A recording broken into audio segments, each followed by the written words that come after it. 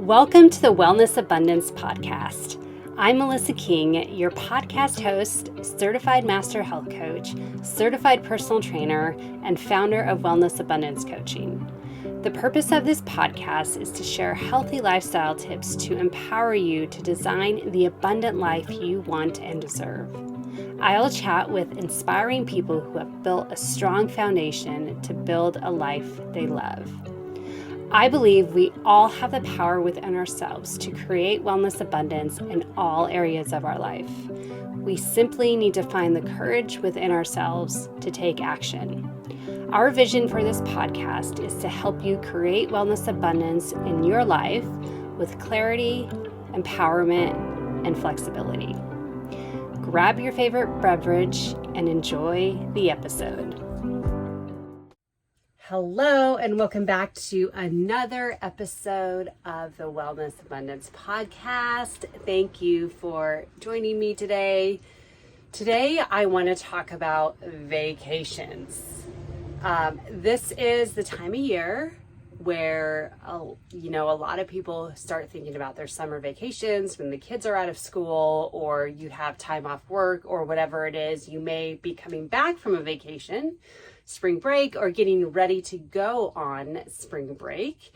And we recently in March went on a 9-day vacation to Disney World. So I thought this would be an appropriate time to just kind of share some tips on how to navigate vacations while still maintaining your healthy lifestyle habits. Okay, let's dive right in. So my top two tips for, really helping you stay in that mindset of healthy habits that you've already created while going on vacation the first one is to focus on maintaining your healthy habits up until the day you leave for vacation. So create a strategy as to how the week, 2 weeks, 3 weeks before you actually go on vacation, how you're going to continue to eat whole nutrient dense foods. How are you going to maintain your movement routine? How are you going to maintain your sleep schedule?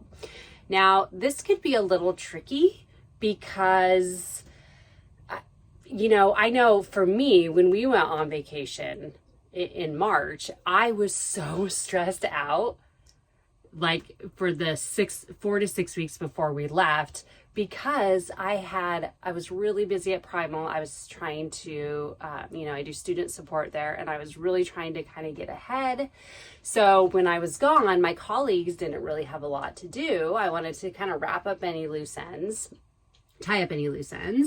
And I was also working on a huge project for Wellness Abundance Coaching that I wanted to get a bulk of it done before we went on vacation. So when we got back, I was able just to kind of, if I needed to, just again, tie up any loose ends when I get back. So I was so stressed out and so anxious. I had all this anxiety running through me right before we went on vacation. So it was a little challenging to really make sure I got adequate sleep and maintained some healthy stress levels. But really do your best to, really decrease your anxiety and minimize your stress levels and really kind of create a strategy where you could do that. So one thing I did do is I really focused on really just eating as healthy as possible, before we left. We did our best to kind of avoid eating out because we knew for like 8 or 9 days we were going to be eating out because we didn't have a kitchen in our room at the resort, which was totally okay. There was, and actually I'll dive into this in a minute. There was pretty clean food, some really healthy food options available to us where we stayed at the resort we stayed at. So that really wasn't that big of a deal. But that's what I try and do. And I really do my best to really just maintain my exercise routine, my fitness routine up until the day before we leave on vacation. Now, if you can work out the day that you leave, sometimes it's not always possible. Most of the time, it may not always be possible. So, for example, we got up at 4 a.m. on the Tuesday that we left to leave at 5 a.m. to go catch our flight. So we were going to get up at 3 a.m. just so we could do a workout. We're like, no, we draw the line here. So if you need to do that, just work out, make sure you maintain your fitness routine up until the day before, even 2 days before, because I get it. I was even lucky that I had the ability grateful that I had the ability to actually fit in a workout on the day before we left, because I had to work that day. So I had to wrap up things at work and had to finish packing, pack the last minute things, toiletries, all that good stuff. So there were things that I had to do to prepare. And then, so really just do your best to, maintain your normal routine as much as possible. And then my second biggest tip, and we'll talk about like being on vacation too. Okay, I'll go into that in a few minutes. But my second biggest tip is to create a strategy before you leave on vacation for when you return from vacation. Now, there's a couple things that we do in our home. So I didn't do this time, which my husband reminded me of in a very respectful way. So I was taught years ago by a mentor to always take the day off of work after you get back from vacation, because that way you have a day to kind of rest, go to the grocery store, do laundry, kind of get settled back into your own home and relax and decompress. I know, I realize, but you're like, Melissa, I just got back from vacation. I should be relaxed. Yes, ideally you should be, okay? However, if we got up super early the day we left Orlando. We got up at 1:45 a.m. California time. And so we were exhausted. We were so beat by the time we got home. And I didn't take the next day off work. I did work half day, but thankfully, I'm so grateful for, first of all, having my own business. I got to choose what we did, like how I run my business, what I scheduled for that Wednesday. And then second of all, my work at Primal my schedule at Primal is also pretty flexible as well, within reason. And thankfully, I didn't have any meetings or calls with students on that Wednesday because I intentionally blocked out my calendar. And we don't really have any meetings, like team meetings on Wednesdays anyways, so it actually worked out really, really well. So what I did was, I did work. However, what I did was really kind of strategically also planned my Wednesday, Thursday, and Friday. So we got back Tuesday. I strategically planned my Wednesday, Thursday, and Friday. So while I was still able to kind of get caught up on work, returning from vacation, I didn't feel too much pressure to really just get back into the daily routine.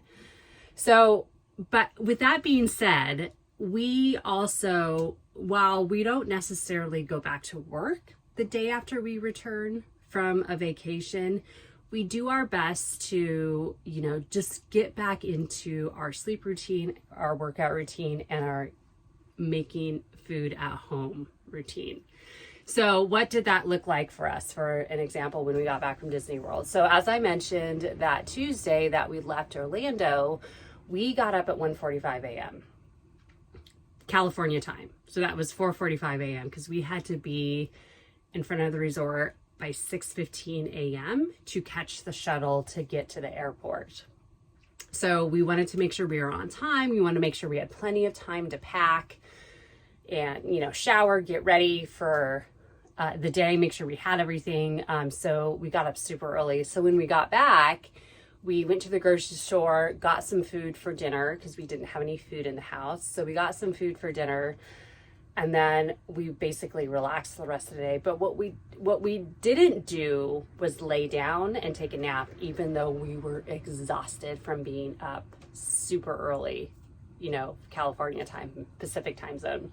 So, but what we did is we really wanted to stay up till at least 8 p.m. And then at 8 p.m. we're like, okay, that's the time. That's the kind of that's the cutoff where we're like, all right, we're going to allow ourselves to stay up or to go to sleep a little earlier than we usually go to sleep, usually around 9 o'clock. Sometimes we're in bed by 8:30, asleep by 9. Just really depends on what's happening at night. But we thought, okay, we're going to give ourselves permission not to exactly get back into our regular routine, but just do our best. And then the next morning we got up, we went into the gym, we did all that, and kind of got back into a rhythm.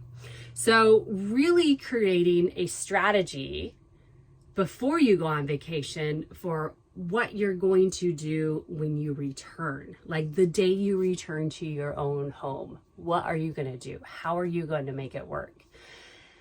So that's really like the second part of, so those are the top 2 tips. Have a strategy to maintain your healthy habits before you go on vacation for up to the day before or 2 days before you leave.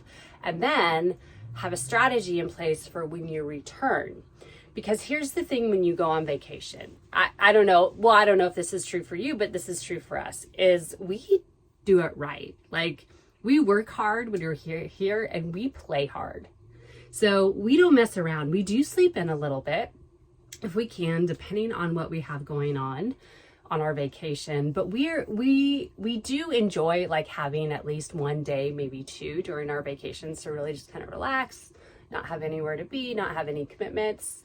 But we also enjoy doing things. We're like, especially with our Disney World trip, we were like, okay, we flew clear across the country, 30,000 miles to come here. We're going to do everything that we possibly can within the time that we have here, within the 6 full days that we have here. So we wanted to get up early the first day and get to Magic Kingdom. So we did that. And we were busy. We stayed late. We had 14 hour day at that amusement park that day. And then we kind of gradually created a schedule to where we were a little less busy and a little less jam-packed with just doing things. So that was really helpful. But we also just went with it. So I am a huge fan of having churros at a Disney park. I have to have my churro. And one of the great things about all the amusement parks at Disney World is that they all serve booze. And we're not huge drinkers. We're more social drinkers, and we like our high quality whiskey, like the really good stuff. I love wine, but it's really, I'm going to have a glass or 2 on the weekend, and that's it. That's kind of how we drink. We don't really drink during the week. But we're like, you know what? We're on vacation. We really kind of want to let loose. So we enjoyed alcohol just about every day on vacation. We didn't go crazy or anything. Just so you know, we didn't get all, totally wasted or anything, but really just kind of relaxing and, there's something about walking around a Disney park to me, like having a glass of wine or 2, and it was having a beer. It was fun and exciting and relaxing and just something to just kind of decompress a little bit. Now, I'm not a big fan of using alcohol to relax. Okay. For me, it's more like hey, let's try some new beers. Hey, I'm going to try this different wine. Oh, I'm going to try this different whiskey, just because we like the taste and the flavor and all that, and it's kind of fun to get a little bit of a buzz going on. I'm not going to lie. So we did do that, and that was amazing. That was awesome. And also, so while Disney parks over the years, like I've been going to a Disney park since I was little. Like the first time I think I actually went to Disneyland, I was 6 months old. Okay. Same thing with my siblings. So we were little. Not, so it's part of my childhood memories, and it just really just makes me feel like a kid. So there are some foods that I do like to eat, like I mentioned, churros, at Disney parks. But what I'm getting at is that over the years, the food has definitely improved at the parks, which I absolutely love. Okay, the food has improved a lot. So there are better, healthier food options. So it wasn't as difficult as it used to be to really continue to eat healthy at Disney World. Okay. And we, like I said, there was, at our resort, at one of the restaurants at our resort, they had some really great, like, roasted chicken, roasted veggies. We don't eat a lot of rice, but they had a really good lime cilantro rice. Oh my God, it was so good. It was amazing. It was, and the veggies were cooked, just roasted, just like I like. The chicken was really flavorful. It had like a jerk chicken seasoning on it. Oh my gosh, amazing. So it was really good. So we did really good. So just do the best you can. But also, like, we ate hot dogs with the bun, which we don't normally do. And the hot dogs were actually clean. It wasn't just a bunch of processed meat. They were actually 100% beef hot dogs, which was great. Yeah, so we just did the best we could. Even, we sat at the bar one night at the resort and just kind of chilled out, hung out, had a couple drinks, talked to the bartender, Chris. He was awesome. He was so cool, so sweet, such a nice man. And so it was fun. So we really let loose and just had a really, really great time, because I knew when we came back, it was, okay, I know exactly what I'm going to do on Wednesday, the morning of. I'm going to get back into my gym routine. Even if I go in and just do the elliptical, just do a light strength training, even just do some mobility, I knew exactly what I was going to do. So you can do this too. I know this is a big concern for my clients that I work with. So this is why I thought, why not chat about this on a podcast episode? Because vacation season is coming up, and I know if this is a concern for me and my current clients that I'm working with, it's probably a concern for you. So just know that you can, work out, eat healthy, do all those things before you go on vacation. Have a strategy in place to get back into the swing of things. And how are you going to resume your motivation when you get back? Like, are you going to think about your why? That's something for me. And for me also, you may just, like me, just want to do a detox. I feel like when I get back from vacation, I'm like, all right, I'm just going to do a reset. I'm just going to get back into my healthy habit routine. So just think about, like, that could be your strategy. What's my motivation to dive right into a reset the day after I return from vacation? And it also could be that maybe you don't go into the gym the next day, or you don't do a super intense workout the next day. Maybe it's that you sleep in and rest the day you get back. Okay, that could be it too. You go to the grocery store, you restock your kitchen. So there's so many different ways to do this. And this is something that I talk about with my clients, especially this time of year, because it is that time of year. So this is something that we can chat about during our coaching sessions, like brainstorm ideas. What would work for you? What feels good to you? And also another benefit of, working with me is you have the ability to connect with me while you're on vacation. If you're somewhere and you're not sure, like, oh my gosh, I'm so tempted to eat this cookie sandwich, this ice cream sundae, blah, blah, blah, blah, blah. Like, how do I do this? Help me. You can always message me when you're on vacation if you want to, if you feel up to it, or you could just give yourself permission to let loose and just go for it and just indulge. You could do that too. So, yeah. All right. So let me know in the comments what you think. And also, where are you going on vacation? I'd love to hear. We already have our next 2 vacations planned for the year. So I'm super excited. I love booking vacations because it's really just something to look forward to. And there's that anticipation that builds up. it's just a lot of fun. So, all right. Thanks for watching or listening, and I'll see you in the next episode. The Wellness Abundance podcast is sponsored by Wellness Abundance Coaching. At Wellness Abundance Coaching, we help women lose weight effortlessly and minimize anxiety with clarity, empowerment, and flexibility. We offer one-on-one and group health coaching, corporate wellness programs, and on-demand fitness videos. To learn more about how we can help you become the healthiest version of yourself and to schedule a time to chat with us, visit melissaking.net.